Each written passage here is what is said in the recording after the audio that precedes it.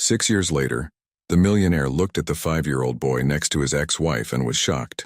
The black Range Rover cut through the winding road that led to Millbrook, Connecticut, reflecting the late afternoon sun in its tinted windows. Anthony Maxwell adjusted his sunglasses and gripped the steering wheel harder than necessary. 15 years building an empire in Chicago. And now, at 35, he was forced to return to the city he had sworn he would never set foot in again. The GPS announced that he was only 5 miles from his destination, but every meter he traveled seemed to drag up memories that he had carefully locked away in the back of his mind. The century-old trees that lined the road seemed the same as in his youth, like silent sentinels bearing witness to his reluctant return. Mr. Maxwell, the meeting with the Millbrook Technologies Board has been confirmed for tomorrow at 9 a.m. Farson, his assistant's voice echoed through the car's Bluetooth system. Thank you, Rachel. Prepare the acquisition documents and make sure the lawyers are present, he replied dryly, his voice retaining the professional tone that had characterized him in recent years. The truth was that the acquisition of Millbrook Technologies was just an excuse. The real reason for his return lay in the will of his grandmother, Eleanor Maxwell, who died a month ago. As her last will, she had stipulated that Anthony should remain in the city for at least 3 months in order to receive his inheritance, a considerable fortune even by her current standards. The city center appeared on the horizon, practically unchanged. The same central square, the same white church with its imposing steeple, the same old stores with well-preserved facades. It was as if time had stood still, preserving every memory he had tried to forget. Anthony parked in front of the Millbrook Grand Hotel, the only establishment in town that could be considered luxurious. Before he could get out of the car, his cell phone vibrated. It was a message from Victoria, his fiancée. Darling, don't forget our engagement dinner next month. The guest list needs to be finalized. He put the phone away without answering. Victoria represented everything he had achieved in Chicago.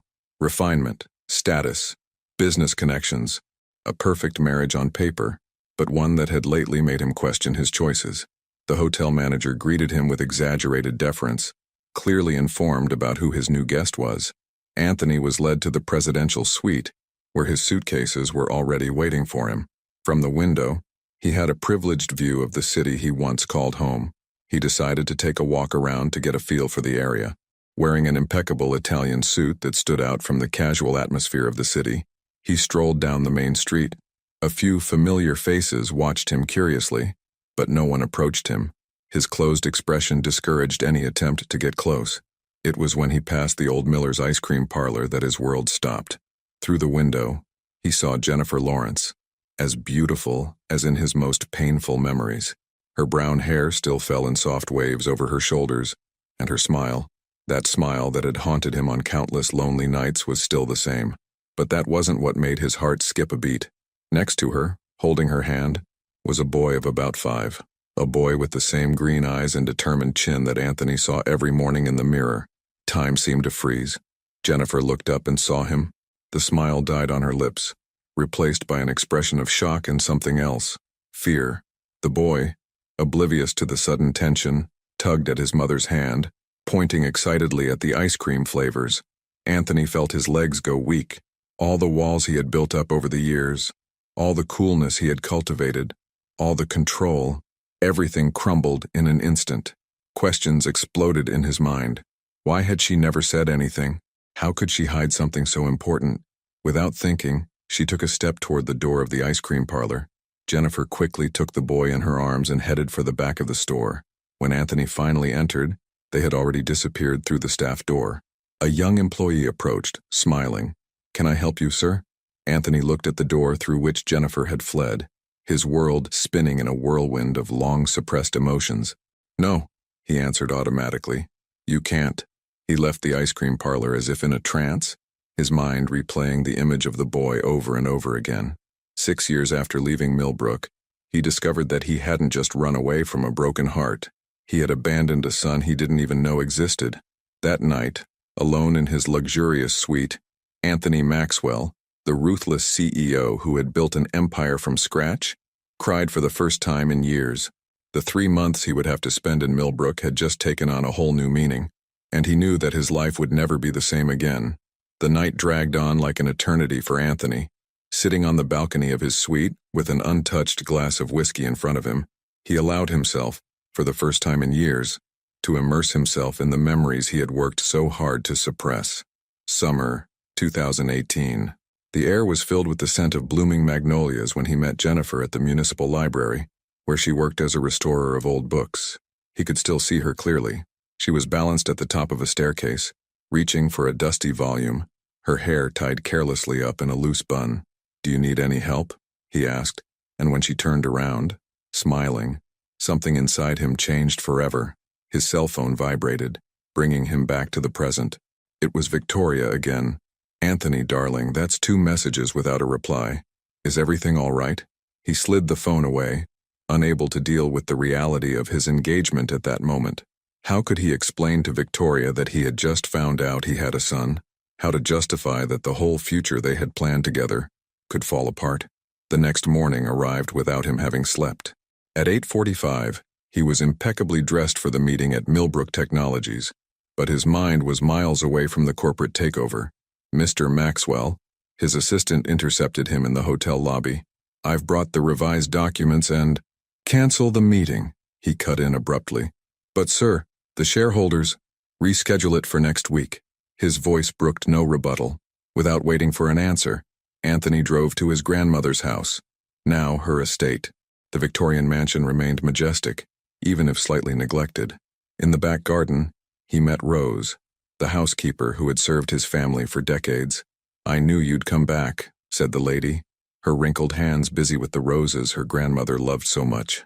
"Eleanor always said you'd find your way back."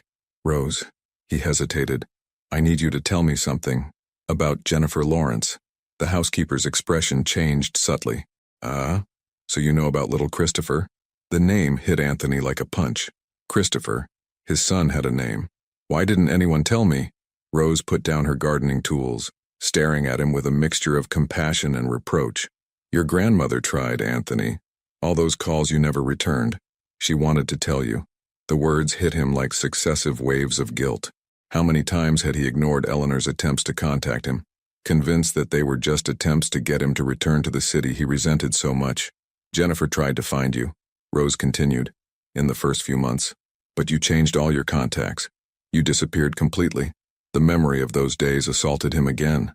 The devastating fight, the harsh words exchanged, his impulsive departure for Chicago. He had blocked Jennifer's number, changed his email address, cut all possible ties. "She was pregnant when I left," he muttered, more to himself than to Rose. "And she didn't know it yet," added the housekeeper. "She found out 2 weeks later. Eleanor helped her throughout her pregnancy. She became a grandmother to Christopher, too." Anthony sat down heavily on the garden bench, his legs no longer supporting the weight of the revelations. His grandmother, ever so wise, had looked after his son when he was too busy building empires. A noise at the fence caught his attention. Christopher was there, peering curiously through the wooden slats. For a moment, their gazes met. The same intense green gowned, the same curiosity. "Chris," Jennifer's voice sounded, alarmed, and the boy quickly disappeared. Anthony stood up in an impulse, but Rose held him by the arm. "Give her time, son. You can't just burst into their lives after 6 years." "But he's my son," she protested, her voice breaking. "And for 5 years, he was hers alone. Jennifer raised him alone, built a life, protected that boy from any pain his absence might cause. You're going to have to prove that you deserve a place in their lives." The weight of that truth hit him full force. His phone vibrated again. Victoria, probably worried about his prolonged silence. But how could he worry about a wedding in Chicago when his son was there, just a few houses away, growing up without knowing him? "What should I do, Rose?" The housekeeper smiled softly, returning her attention to the roses. "Start by doing the right thing for the first time in 6 years. Stay, face the past, and above all, be prepared to fight for the right to be that boy's father." Anthony stood where Christopher had been moments before, feeling the weight of every wrong decision he had made. His carefully planned life in Chicago now seemed like a house of cards about to collapse. And surprisingly, this prospect didn't frighten him as much as it should have. For the first time in 6 years, Anthony Maxwell knew exactly where he needed to be. The next morning brought with it a renewed determination. Anthony woke up before sunrise and, wearing running clothes, something he hadn't done for years, decided to walk the streets of Millbrook. He needed to think, and movement had always helped him clear his mind. His steps took him unconsciously to Maple Street, where Jennifer lived. The modest two-story Victorian house, painted in a soft shade of blue, was silent at that hour. A red children's bicycle lay on the front lawn, along with a few scattered toys, unmistakable signs of Christopher's presence. Looking for something, Mr. Maxwell? The deep voice surprised him. Daniel Cooper, the former police chief and Jennifer's father, was standing on his porch, a steaming cup of coffee in his hands. His eyes, once always friendly, now conveyed a calculated coldness. "Daniel, Chief Cooper to you," cut in the older man. "You lost that right a long time ago." Anthony swallowed. Daniel had been like a father to him during his years with Jennifer. Now, the resentment in his voice was palpable. "I need to talk to her." "No, you don't," Daniel replied, walking down the porch steps. "What you need is to go back to your life in Chicago and leave my daughter and grandson alone." "He's my son, too," Daniel laughed humorlessly. "Son? A father doesn't abandon his family, Maxwell. A father doesn't disappear for 6 years without a trace." "I didn't know," Anthony exploded, his voice echoing through the silent street. "How could I know if no one told me?" "Keep your voice down," Daniel hissed, glancing worriedly towards Jennifer's house. "Come with me." They walked in silence to the small cafe on the corner, which had just opened. The smell of fresh bread and freshly brewed coffee filled the air.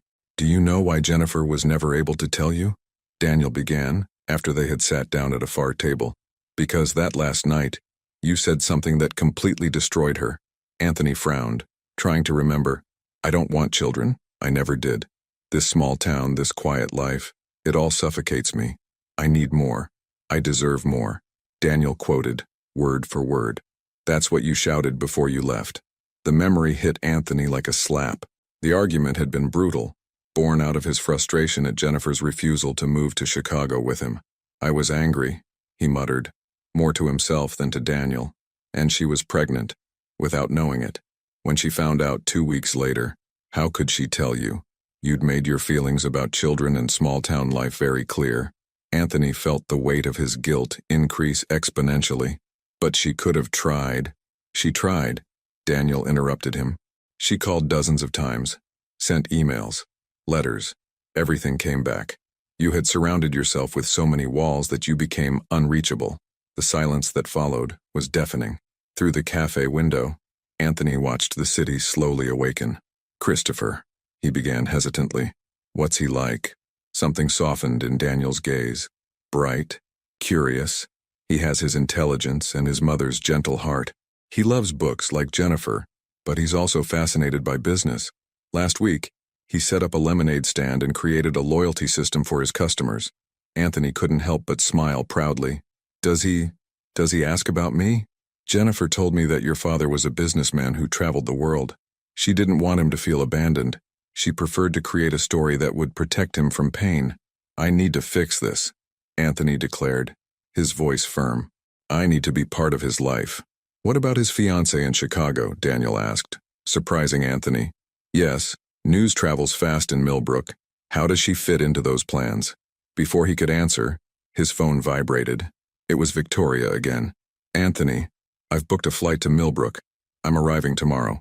We need to resolve this situation together." Panic settled in his chest. Two worlds that should never meet were about to collide. "You've got a lot to sort out, Maxwell," Daniel said, standing up. "But I'll tell you one thing. If you hurt Jennifer or Christopher again, there's no place in this world where you can hide from me."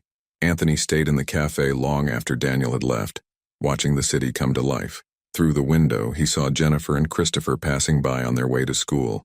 The boy was jumping around happily, holding his mother's hand, telling her something that made her laugh. Her heart squeezed. In less than 24 hours, Victoria would be there, bringing with her all the complications of her life in Chicago. But looking at his son, Anthony knew that some choices had already been made, even if he still didn't have the courage to admit it. He picked up his phone and, for the first time in days, replied to Victoria's message. "Don't come. There's something I need to tell you, and I need to do it in person when I get back." The reply was immediate. "What are you talking about? What's going on?" Anthony watched Jennifer and Christopher disappear around the corner before replying. The truth. Millbrook's municipal library, with its red brick walls and arched windows, remained exactly as Anthony remembered it. After 3 days of discreetly observing Jennifer and Christopher's routine, he discovered that on Wednesdays, she still coordinated the children's reading program. Hidden among the bookshelves, Anthony watched as Jennifer led the session. Her soft voice echoed through the room as she read The Little Prince to a group of children sitting on colorful cushions. Christopher was among them, his green eyes sparkling with fascination with every page turned. "And what's the most important part of the book?" Jennifer asked the group. "What is invisible to the eye?" Christopher answered promptly, making Anthony's heart leap. "It's with the heart that you see straight." Jennifer smiled proudly, ruffling her son's hair. "Exactly, darling." After the session, while the other children left with their parents, Christopher remained, leafing through other books. Anthony took a deep breath and, gathering all his courage, approached the children's section. "That's an excellent book," he commented, pointing to the volume Christopher was holding, a story about dinosaurs. The boy looked up, curiosity evident on his face. "Do you like dinosaurs?" "I loved them when I was your age," Anthony replied, his heart pounding wildly. "The Tyrannosaurus Rex was my favorite." "Mine too," Christopher exclaimed excitedly. "But Mom says the Triceratops was cooler because it was herbivorous and didn't hurt anyone." Jennifer appeared at that moment, her eyes widening at the sight of Anthony. "Chris, time to go," she called tensely. "But Mom, I was talking about dinosaurs with—" "Now Christopher." Her voice left no room for argument. The boy stood up reluctantly, returning the book to the shelf. "Bye, Mr. Dinosaur," he said, waving shyly before running to his mother. Jennifer waited until Christopher was busy putting away his belongings before approaching Anthony, her voice an angry whisper. "What do you think you're doing? We need to talk, Jennifer." "No, we don't. You lost that right a long time ago. Please," he begged, letting his guard down for the first time. 5 minutes. That's all I ask." Something in his vulnerability must have touched Jennifer, because after a moment's hesitation, she nodded. "Tomorrow, noon, at Cafe Mason. Chris will be at school." The next morning, Anthony arrived half an hour early at the cafe. He ordered a black coffee and mentally rehearsed everything he needed to say. Victoria had filled his inbox with worried messages, but he still couldn't find the right words to explain the situation. Jennifer arrived on time, wearing a simple floral dress and carrying a folder of documents. She sat in silence, her eyes avoiding meeting his. "I've brought something you need to see," she said, opening the folder and sliding some papers across the table. "Christopher's birth certificate. DNA tests aren't necessary. Just look at it." "Jen, don't call me that," she cut in. "I just want to make it clear, I'm not after your money. I don't need it. I've built a good life for Chris, and he's happy." Anthony examined the documents, his eyes lingering on his son's full name. Christopher Daniel Lawrence. His surname wasn't there. "Why didn't you tell me?" he finally asked, his voice betraying the pain he felt. Jennifer laughed humorlessly.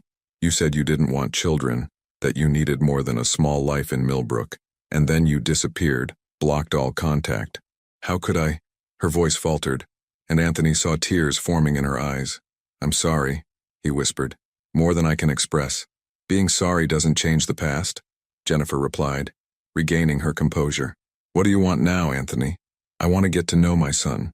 I want to be a part of his life." "What about your fiancé in Chicago? Your company? Your perfect life away from here?" Anthony hesitated. "I broke up with Victoria last night. On the phone, I know it wasn't the best way, but—" Jennifer stared at him in surprise. "What?" "I realize that I have different priorities now," he continued. "The company, I can run it from anywhere. I've already started looking for houses here in Millbrook. You can't just—" "I can and I will," he interrupted, his voice firm. "I've lost 5 years of my son's life. I won't lose another day." The silence that followed was heavy. Jennifer played nervously with her napkin, clearly processing the information. "He asked about you yesterday," she finally said. "About the Lord of the Dinosaurs. He said your eyes were just like his." Anthony felt his heart squeeze. "What did you say?" "That sometimes people have similar eyes," Jennifer sighed. "But I don't know how long I can keep that up. He's very smart, very observant." "Then let me be part of his life," Anthony pleaded. "We can go slowly, at your pace. But please, give me a chance." Jennifer studied him longingly before replying. "Tomorrow he has a baseball game after school. At 3, if you want to come along." Anthony nodded, feeling a surge of hope for the first time in days. It was a small step, but it was a start. When Jennifer got up to leave, he called her one last time. Jennifer, thank you." She paused for a moment, her back to him. "Don't make me regret this, Anthony. I can't see you getting hurt." As he watched her go, Anthony made a silent promise to himself and to his son. This time, he would do everything right. No matter the cost, no matter the sacrifices, Christopher and Jennifer would be his priority. His phone buzzed with a message from his assistant in Chicago. "Board meeting scheduled to discuss your extended absence. They require your immediate presence." Anthony deleted the message without hesitation. Some choices, after all, are easier than they seem. The baseball field at Millbrook Elementary School was buzzing with the energy of dozens of uniformed children and enthusiastic parents. Anthony, wearing jeans and a casual polo shirt, a conscious change from his usual Italian suit, stood discreetly in the far bleachers. Christopher, wearing number 7, warmed up with his teammates. Even from a distance, Anthony could see the determination on his son's face, the way he concentrated on each pitch, just as he himself did at the same age. "He's a starting pitcher," a familiar voice sounded next to him. Jennifer sat down, keeping a calculated distance. Best strike average in the minor leagues. The pride in her voice was evident, and Anthony felt a pang of regret for all the achievements he had missed out on. "How did he start playing?" he asked softly. Jennifer hesitated before answering. "It was his grandmother's idea, actually. Eleanor came to all the games. She said baseball was in the Maxwells' blood." The mention of her grandmother brought a fresh wave of guilt. How many games had she attended instead? How many stories about Christopher had she tried to share in the phone calls he never answered? The game began, and Anthony watched in fascination as his son mastered the pitcher's mound. His posture, his concentration, even the way he adjusted his cap, they were gestures that seemed to mirror his own childhood memories. "Strike!" shouted the umpire for the 3rd time, and Christopher celebrated quietly, as if trying to contain his joy. "He always does that," Jennifer commented, a soft smile on her lips. "He says he doesn't want the other boys to feel bad." "You've done an incredible job with him," Anthony murmured, his voice laced with emotion. Before Jennifer could reply, a buzz went through the stands. Victoria Winters, in her impeccable Chanel ensemble and high heels totally unsuitable for a baseball field, walked determinedly towards them. "Anthony Maxwell!" Her voice cut through the air like a razor. 3 days without returning my calls. A breakup over the phone, and now I find you watching baseball in a town in the middle of nowhere." The game practically stopped. All attention focused on the scene that was unfolding. Christopher, on the pitcher's mound, watched curiously. Jennifer stood up abruptly. "I'm going to get something to drink," she muttered, clearly uncomfortable. "No." Anthony held her gently by the wrist. Turning to Victoria, he spoke with a firmness that surprised everyone, including himself. "We need to talk, but not here. Not now." "Not here? Not now?" Victoria laughed incredulously. "You cancel our wedding over the phone and you think you can—" "Is that your son?" She interrupted her own speech, her eyes fixed on Christopher, who was still watching them from the field. The resemblance to Anthony was undeniable. The silence that followed was deafening. Jennifer instinctively stepped forward, as if to protect Christopher even from a distance. "Yes," Anthony replied simply. "He's my son." Victoria staggered as if she had been slapped. "How long did you know?" "I found out 4 days ago." "And you've already chosen?" Victoria's voice shook. "Have you chosen this small life over everything we've built?" "It's not a choice, Victoria," Anthony replied softly. "It's a course correction. Something I should have done a long time ago." Tears streamed down Victoria's perfectly made-up face. "You'll regret it, Anthony, when the novelty wears off, when you realize everything you're throwing away." "No," he interrupted her. "My only regret is that it took me so long to understand what really matters."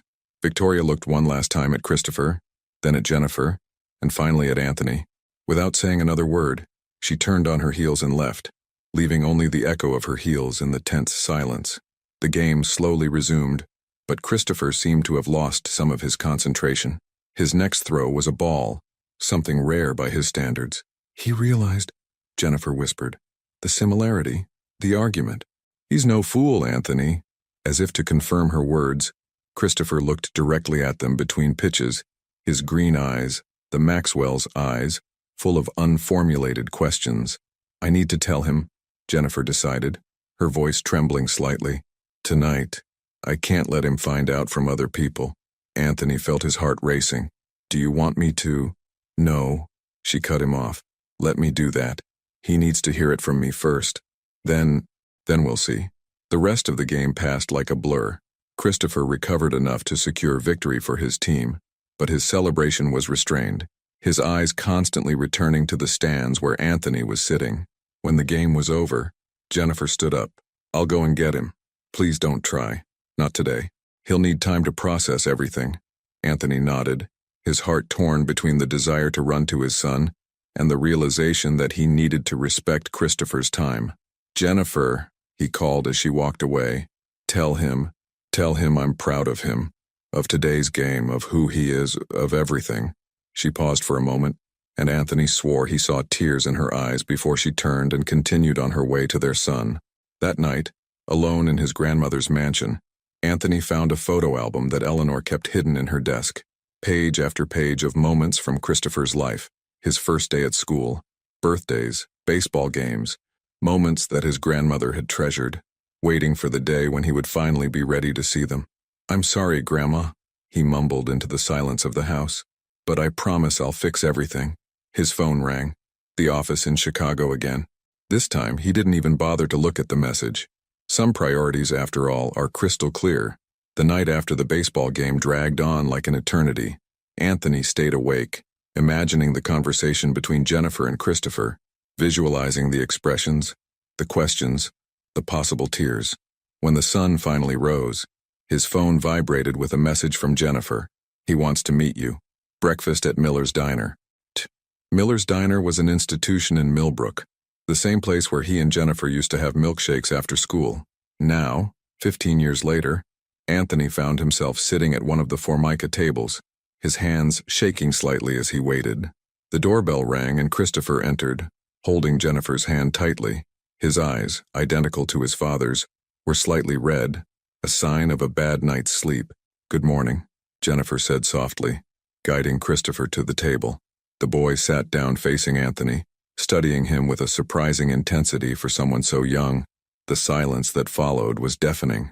Are you really my father? Christopher finally asked, his voice small but firm. Anthony swallowed. Yes, I am. Why haven't you come to see me before? The question hit Anthony like a punch in the gut.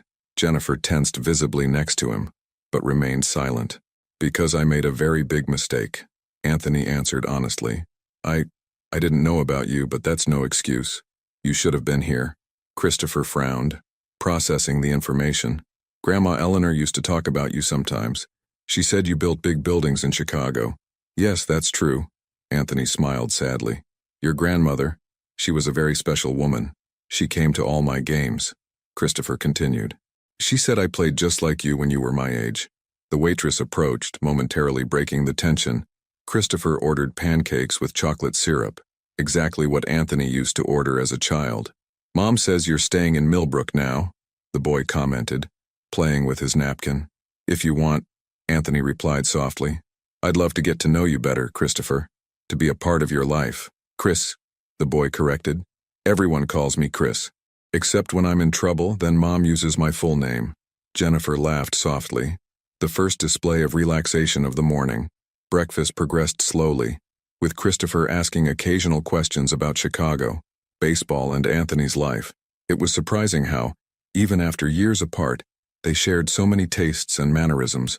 The moment was interrupted by Anthony's phone, another call from Chicago. This time it was Bernard Wilson, the chairman of the board. Sorry, Anthony mumbled, dismissing the call. Is this your work? Christopher asked curiously. Yes, but it's not important right now. Jennifer looked at him skeptically. Anthony, if you need to.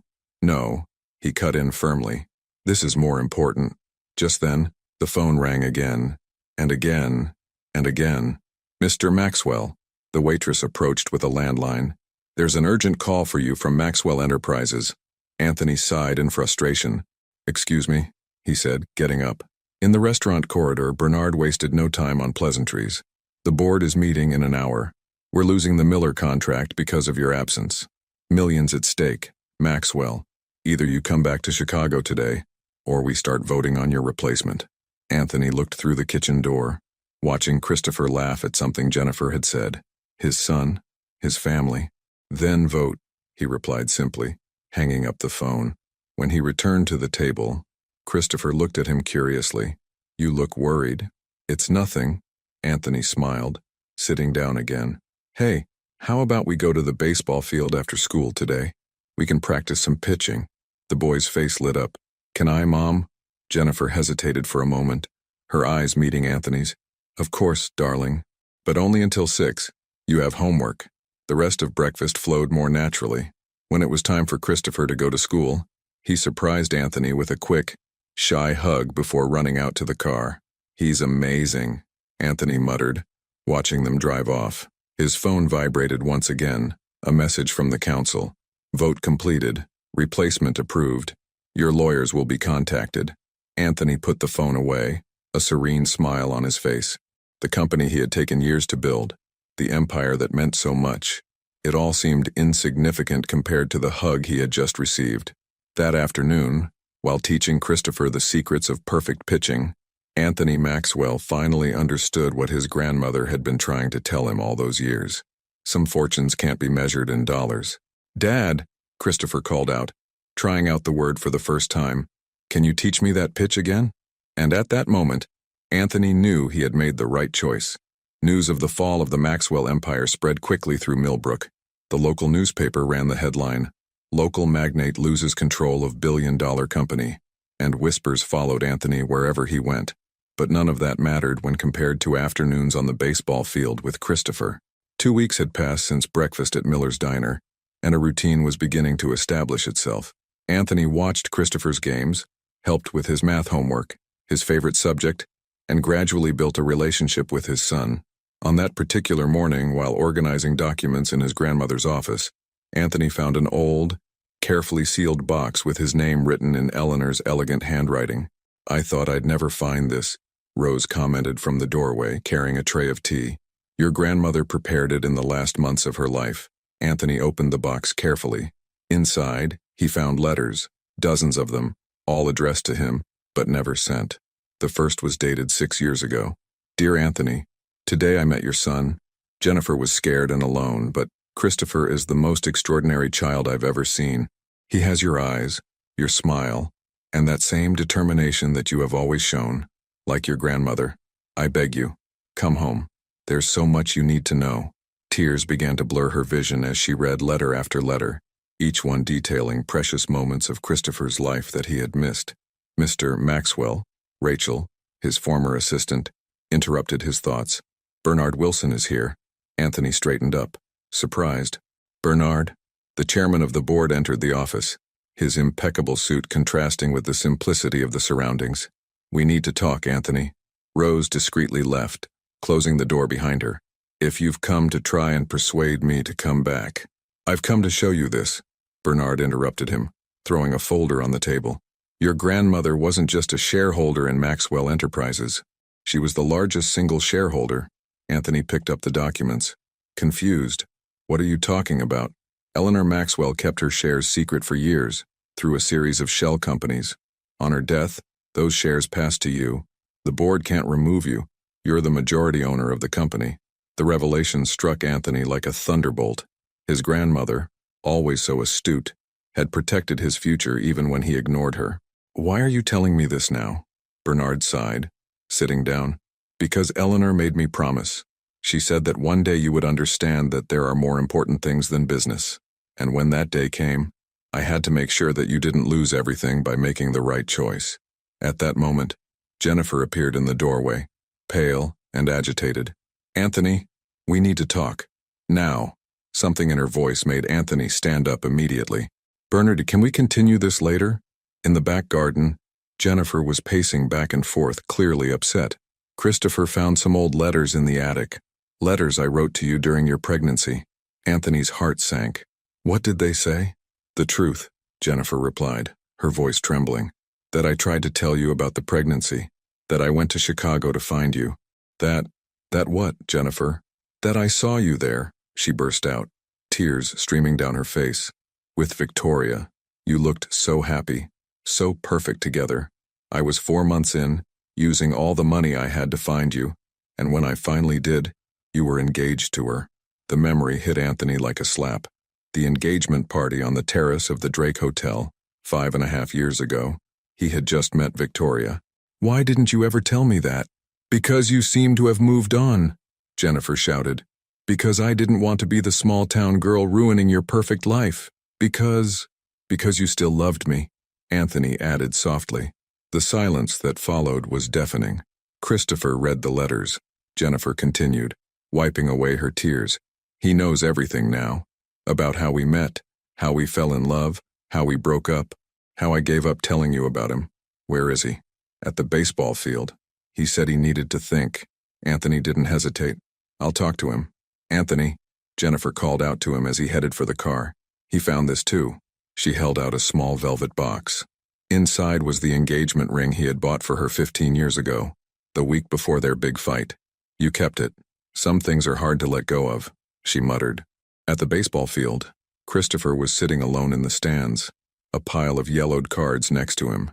Can I sit down? Anthony asked softly. The boy shrugged, but moved to make room. Did you love Mom?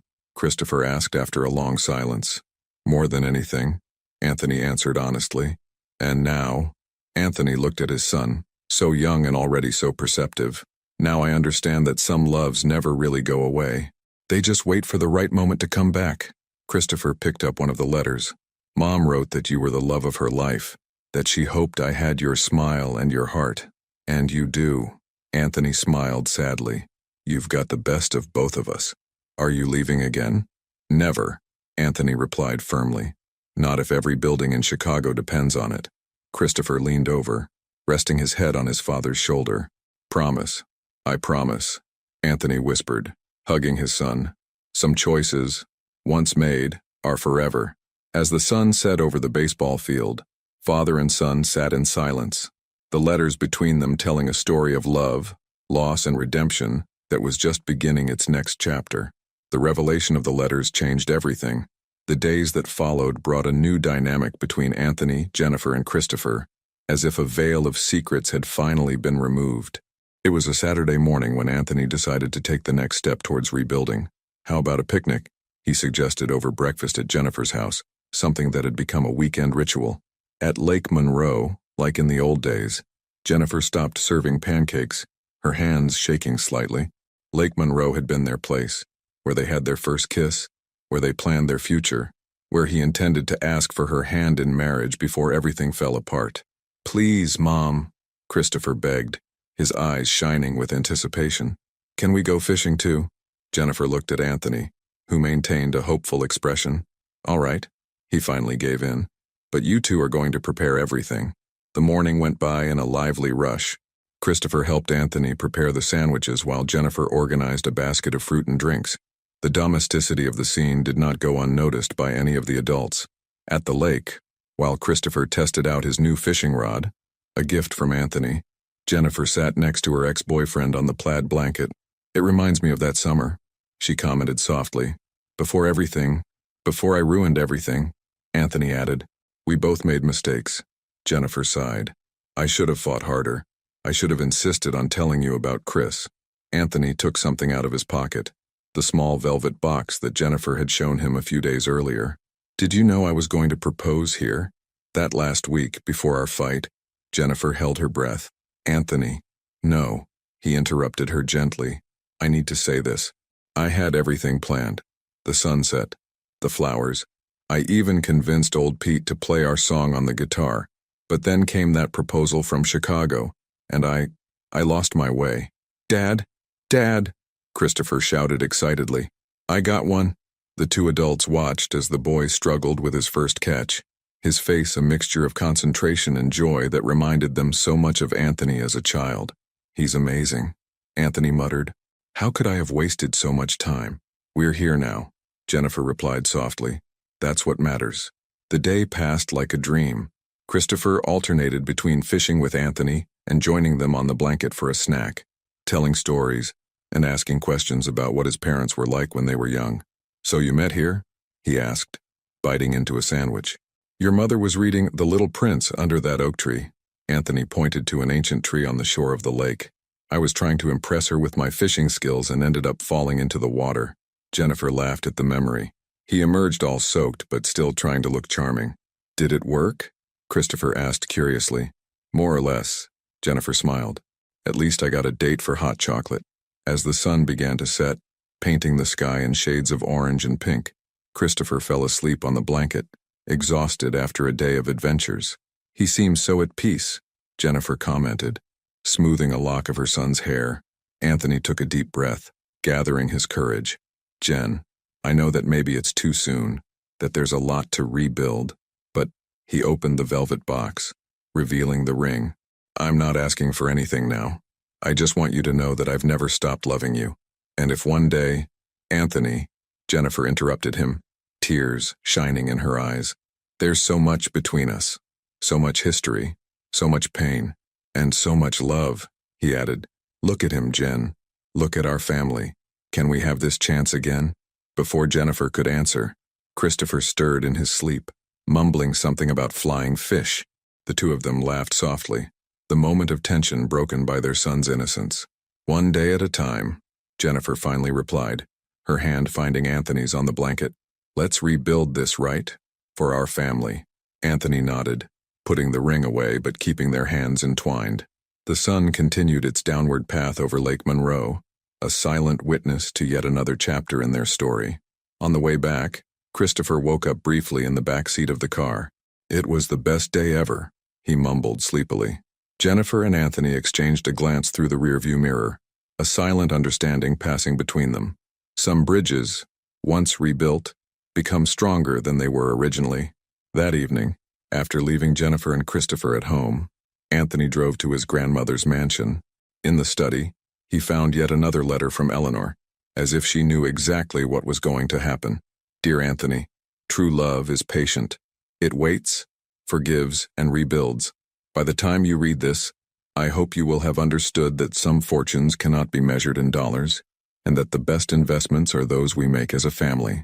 Love, Grandma Eleanor. Anthony fell asleep with the letter on his chest, dreaming of future picnics, baseball games, and a family that was finally complete. Autumn arrived in Millbrook, bringing with it an explosion of color and change. The trees on the Maxwell estate were painted in shades of red and gold, while inside the mansion, Anthony was facing his own transformation. Sitting in his grandmother's study, he was analyzing the latest proposal from the Maxwell Enterprises board, an offer to buy his shares for an astronomical sum, on the condition that he completely relinquished control of the company. The documents just need your signature, Bernard explained via video chat. It's a generous offer, Anthony. More money than you could spend in several lifetimes. Anthony swiveled his chair to the window, watching Christopher play in the garden with his new dog, a golden retriever that Jennifer had finally allowed after weeks of joint pleading from father and son. What if I don't want to sell? He asked, his mind already formulating a different plan. Bernard sighed. Then you'll need to actively take over the presidency. The board will no longer accept an absent CEO. What if I could run it from Millbrook, a company the size of Maxwell Enterprises, run from a small town? Bernard laughed humorlessly. The council would never go for it. The board has no choice, Anthony replied firmly. I'm the majority shareholder, remember? At that moment, Jennifer appeared in the office doorway, carrying an old box. Her face was pale. Bernard, I need to call you back. Anthony quickly ended the video conference. Jennifer, what happened? She put the box on the table, another of Eleanor's treasured possessions. I found this in the attic. I think you need to see it. Inside the box were old documents, yellowed photos, and a diary. The photos showed Anthony's father, Richard Maxwell, as a young man, next to a man Anthony recognized as Jennifer's father. Our parents were partners, Jennifer explained, her voice trembling slightly. Before the accident, before your father died, they were building something together. Maxwell Enterprises didn't start in Chicago, Anthony. It started here, in Millbrook. Anthony flipped through his father's diary, discovering a story he had never known. Maxwell Enterprises had been born as a small construction business, founded by Richard Maxwell and Daniel Lawrence Sr. When Richard died in a car accident, Jennifer's father was forced to sell his share for a pittance to pay off medical debts. My God, Anthony muttered, the pieces falling into place. That's why your family always resented us so much. That's why your father, That's why my father never approved of our relationship, Jennifer added. He believed that the Maxwells had stolen our family's future. Christopher chose that moment to rush into the office, his dog at his heels. Dad, Mom, look what Max has learned to do. The two adults watched as the boy proudly demonstrated how he had taught the dog to paw, their worries momentarily forgotten in the face of their son's joy.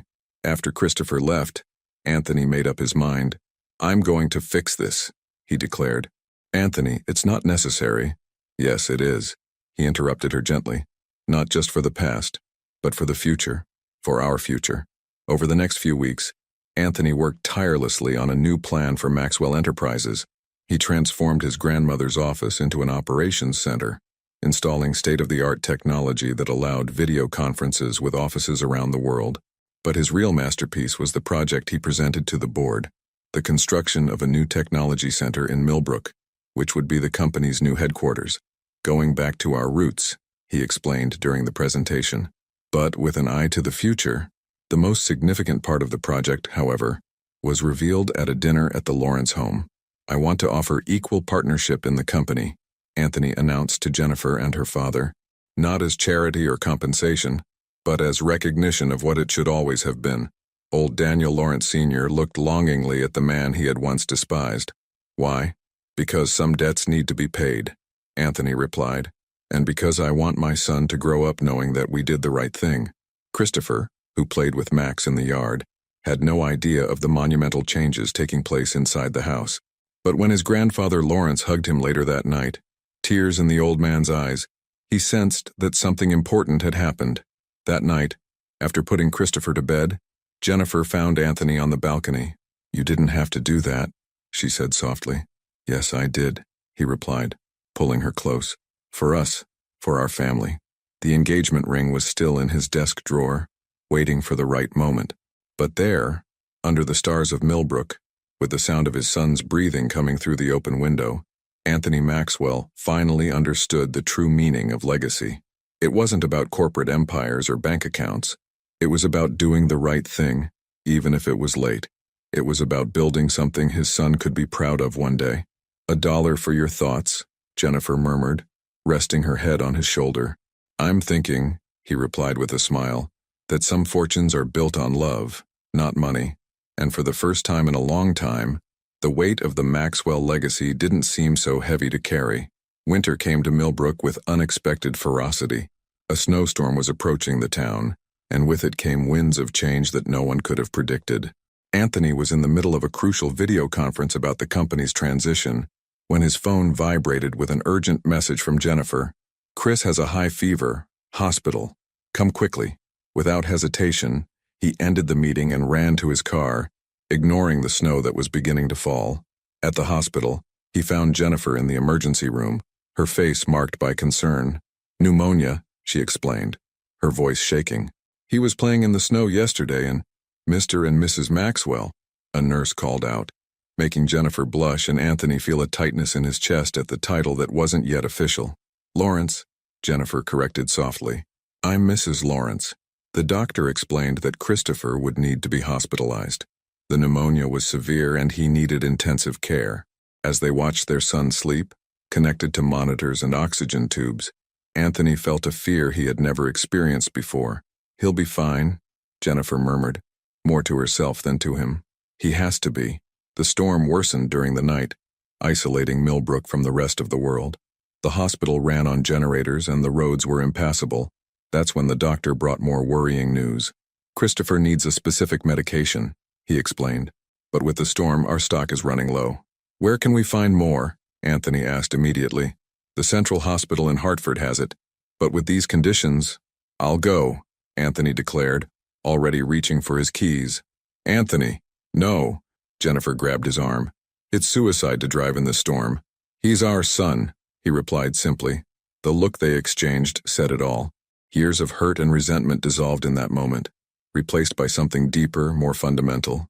Then I'll go with you, Jennifer decided. No, Anthony touched her cheek gently. Chris needs you here. I promise I'll be back. Before leaving, Anthony stopped by his son's room. Christopher was sleeping restlessly, his breathing difficult even with the help of oxygen. Dad? He mumbled sleepily. his green eyes clouded with fever. "I'm here, champ." Anthony held his small hand. "I'll get your medicine, okay? Be strong." "Like a Maxwell?" Christopher asked with a small smile. "Like a Maxwell Lawrence," Anthony corrected, kissing his warm forehead. The drive to Hartford was a nightmare. The snow made visibility almost zero, and several times Anthony almost lost control of the car, but the image of his sick son kept him going. At the Hartford hospital, after what seemed like an eternity, Anthony finally got the medicine. The return journey, however, proved even more challenging. A fallen tree was blocking the main road. With no alternative, he had to take a detour via the old mountain road, the same one where his father had suffered the fatal accident years ago.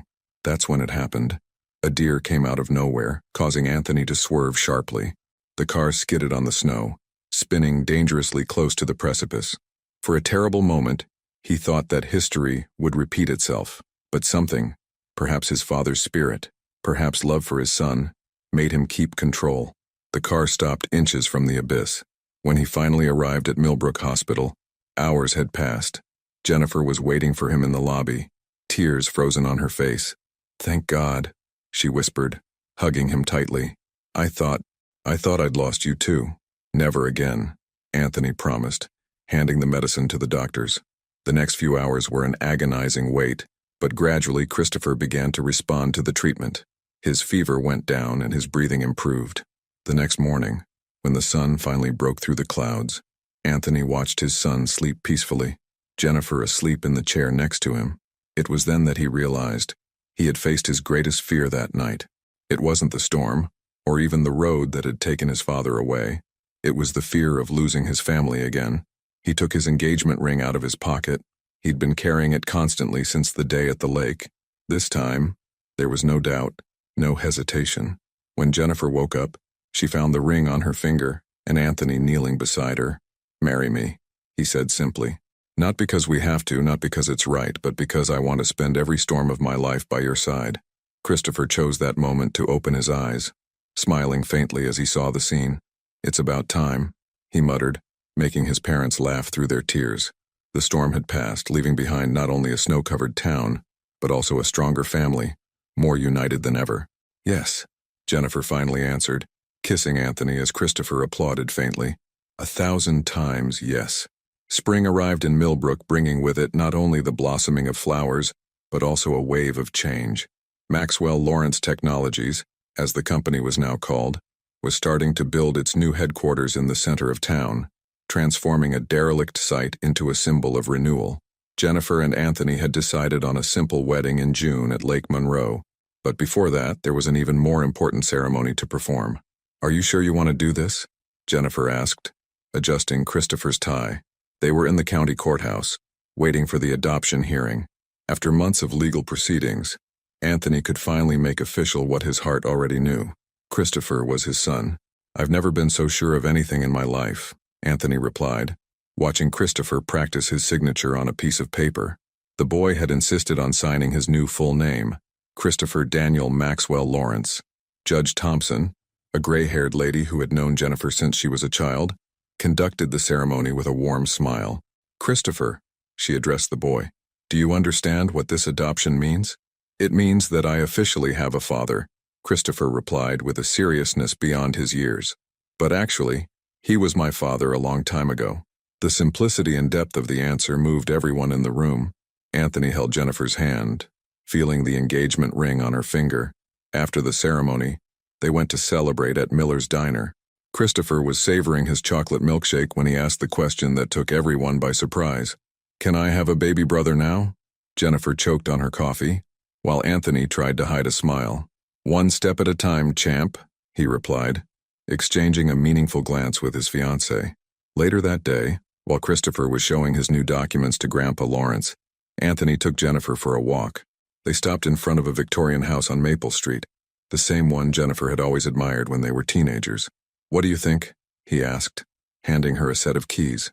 Jennifer looked from the house to the keys, her eyes widening. "Anthony, you didn't—" "I thought we needed a place of our own," he explained. "A place for our family to grow up." The tears in Jennifer's eyes said everything that words could not express. "And there's one more thing," Anthony continued, guiding her to the backyard. There, partially built, was a treehouse. Chris and I started building it at the weekend, he explained. He said that every family yard needs one.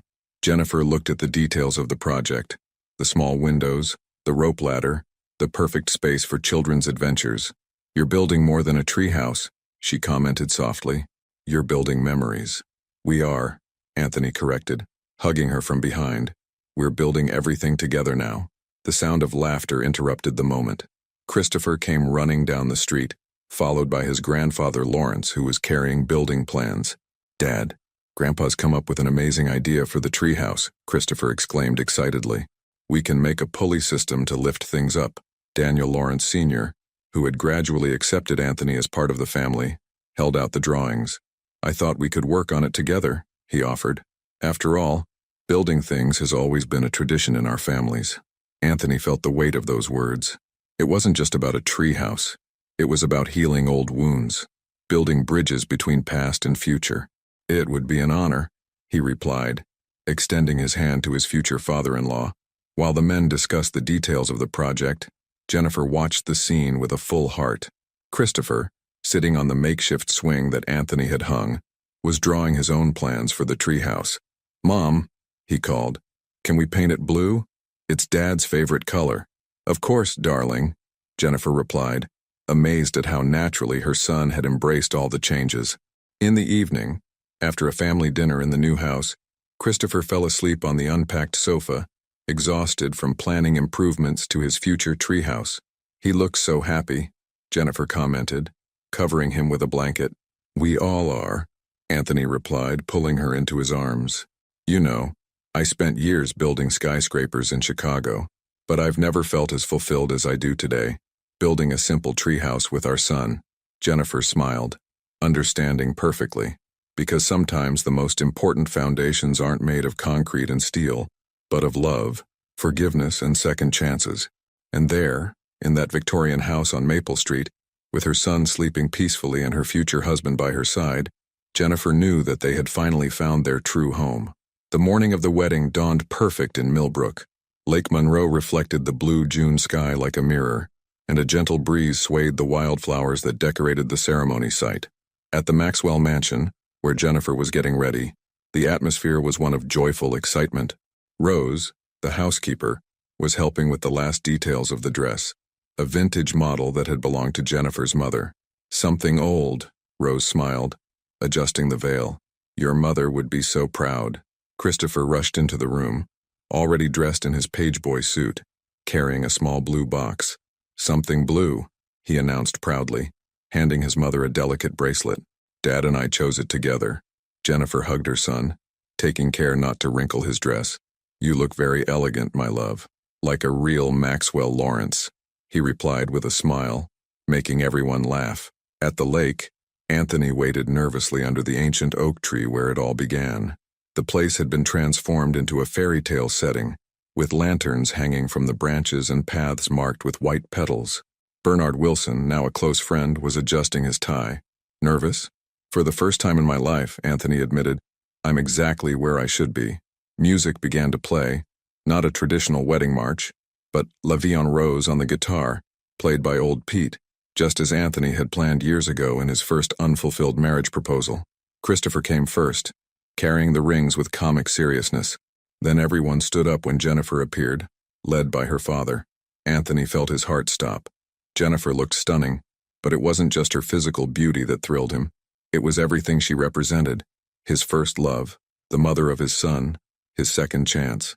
When Daniel Sr. handed Anthony his daughter's hand, there were tears in his eyes. Take care of my treasure, he murmured. With my life, Anthony promised. The ceremony was conducted by Judge Thompson, who had presided over Christopher's adoption. In a particularly touching moment, she asked the boy to join his parents. Today we celebrate not just the union of two people, the judge declared, but the officialization of a family that love had already built. Christopher held his parents' hands as they exchanged vows. Jennifer, Anthony began, his voice breaking, I spent years building an empire, without realizing that my true treasure was here. You gave me the greatest gift anyone could ever receive, our son, and now you're giving me a second chance to make it right.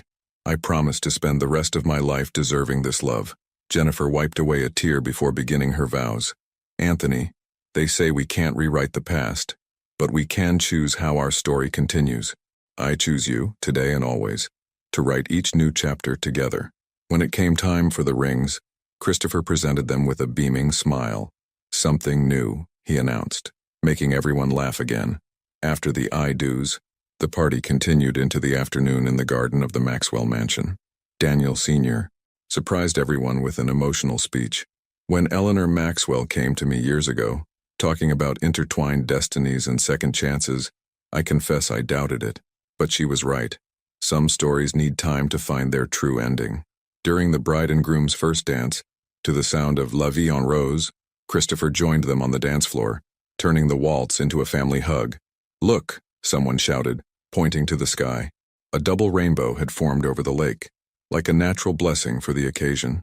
Grandma Eleanor used to say that double rainbows are a sign of promises kept, Christopher commented, hugging his parents. Later, as the sun began to set, Jennifer found Anthony sitting on the old garden swing, watching Christopher play with the other children. "$1 for your thoughts?"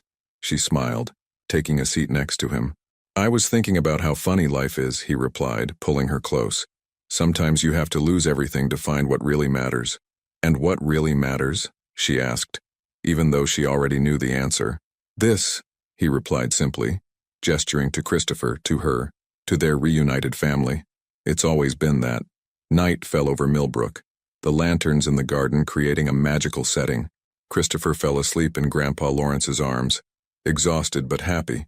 Jennifer and Anthony were once again dancing under the stars, now as husband and wife, when she whispered in his ear, "I have something to tell you." "What?"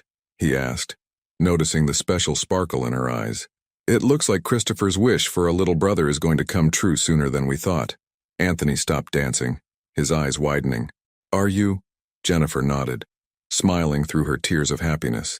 And there, under the starry Millbrook sky, with his son sleeping peacefully and his wife carrying on a new life, Anthony Maxwell finally understood the true meaning of success. It wasn't the skyscrapers in Chicago or the bank accounts. It was the love that built his family's story, brick by brick. If you had to choose between the professional success of your dreams in a big city or a seemingly simpler life with the ones you love in your hometown, which path would you choose and why? Your participation is very important to the channel. Leave your honest opinion in the comments. Thank you for watching. If you enjoyed the story, please subscribe to our channel and leave a comment below, letting us know what you thought. Your feedback and support mean a lot to us. Stay tuned for more exciting stories.